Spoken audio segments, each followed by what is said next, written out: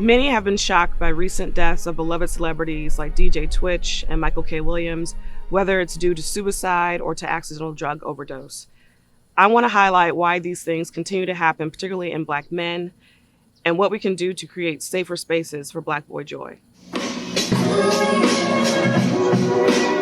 Meet Eric Jones, music producer and creator with Jamla Records, who went through his own struggles with mental health. He uses working out to lessen the load. He also relies on his circle of friends to help keep him centered. You need someone to talk to. You need someone to vent to. You need someone that, that you can just lean on whenever you need it. And having a solid foundation of brothers that can actually understand that is very important and very beneficial. And, I love my brothers to death. And that's definitely something that, keeps me, focused on my mental health. Jones says one of the biggest obstacles he had to face was the end of a relationship. Going through a divorce was one of those things where I really had to focus on my mental health, or just kind of like just grasp it and just make sure that I was going to get through that. It's one of those things where you don't know where you're coming or going, and you don't know who to talk to at that time because like you don't want people in your business, and then also it's just one of those things where you feel like you have to get through that by yourself. Therapy is very important nowadays, for sure. And just find someone that you can really just, that can kind of navigate you throughout those actual thoughts that you may be having, those dark thoughts, like, because you're going to have a lot of them. So you need someone to, kind of help you through that. Anthony Otto Nelson Jr. utilizes artistic expression through movement for mindfulness, a tool that helps him navigate both his work and his passion. I'm a professional dancer, dance artist, arts activist. My day job, I actually do work in grants management for NC State for research professors in the biochemical engineering department there. Outside of that, I also do my own movement work. So I'm a creator, I'm a collaborator. I work with youth, I work with adults, I do arts activism, and I do some mental health activism work, some facilitative practices, somatic practices.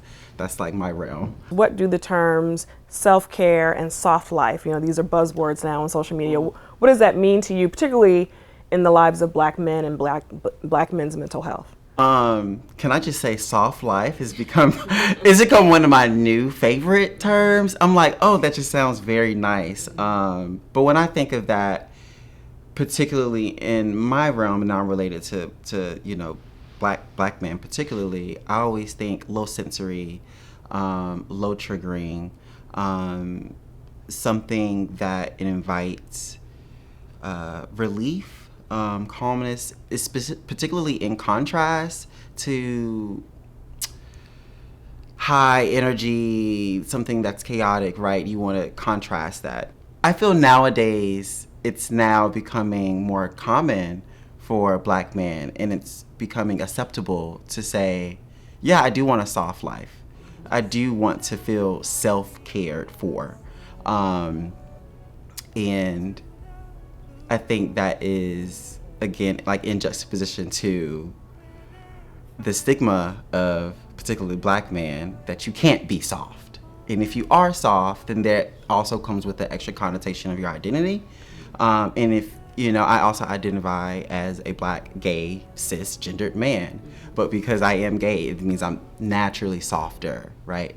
And something about that word soft, bringing on that into your life, as a Black male, it adds that extra connotation into your identity when really most folks don't identify that way. And they just want to take care of themselves. In conversation is... For answers regarding the complex issue of Black men's mental health, we turn to psychiatrist Dr. Manny St. Victor, who says he's dealt with his own challenges.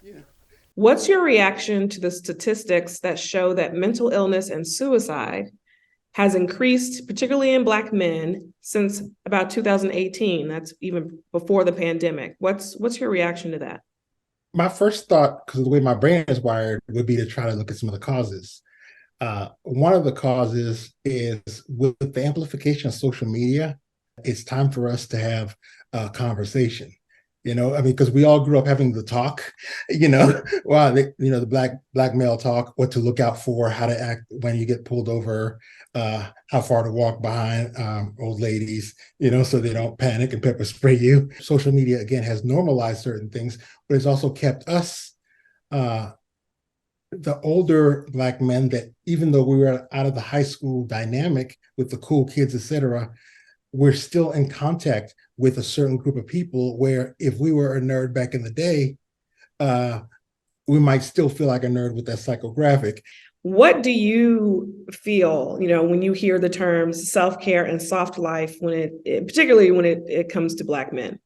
There was a time when I think I thought of self-care in a way that was basically spiritual bypassing. I was kind of numbing myself. To me, that was self-care, but in hindsight, it's more self-defense because I wasn't allowing myself a full range of emotion. And it turns out my therapist was like, you live in fight flight.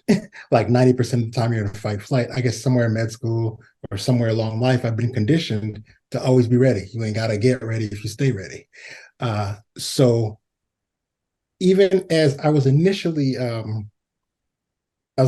going through meditating. I've been meditating since like 2012. So even if as I was going through it, I was meditating in a protective way, where I was just meditating so that I have anxiety and occasional panic attacks, as long as I can remember, since I was a kid. But so for me, my interpretation of getting ready was just making myself so that I would never have a panic attack.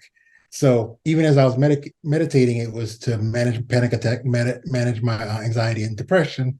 So it wasn't until further along that I realized that, yeah, it was Celexa actually. After some Celexa and continued to meditate, started doing exercise, changed my diet. And then I realized that I could allow myself a full range of emotions. Also, I guess stop smoking THC related stuff. And I gave up alcohol, I gave up weed, I gave up just about anything that wasn't good for me because at that point, The self-medicating that you were doing, that we yeah, all yeah, do? Yeah. yeah. I think I was like 47 at the time. I'm 50 now, and I was just at the point where I was like, whatever I was doing to balance myself, it wasn't working. So even though I had the Celexa on board, I wasn't necessarily getting the right results. So I did a 30-day rehab for trauma and drinking. So during those 30 days, no drinking. They even took me off my Adderall for ADHD because they told me that probably the Adderall I was taking, I've been taking it since first week of med school. And they said I probably had more PTSD than ADHD. So the whole time I was there, no Adderall, no alcohol, no weed, no Benadryl. Because sometimes I was using Benadryl to sleep for like since med school. Whatever I'd been balancing, it was keeping me flat but ineffective. I was getting through stuff, I was scoring or whatever, but I'd lost the human part of me, I guess. How would you tell your brethren to seek Black joy? The most important thing for me was internal locus of control, which means just take responsibility for your own emotions. Less you make me mad, you make me whichever, less of that, which ultimately means looking at your past, breaking the chain of trauma. If if you grew up in a situation where certain things made you uncomfortable, consider alternatives. And For I Otto, literally just mental health has been a lifelong journey toward validation. I actually don't think that young me knew what validation looked like, right? So, and then I started to peel back the layers of what that meant. And okay, so what does validation mean to me right now? It looks like being seen, being heard. If I voice my needs, making sure that my needs are being met. If I need space, making sure I have agency to take that space. What's keeping you alive? Family, the fact or the actual overall goal of just being a good person, doing for others, and really just love. I feel like love just overpowers all if you really just own into it. So that's what really just keeps me alive.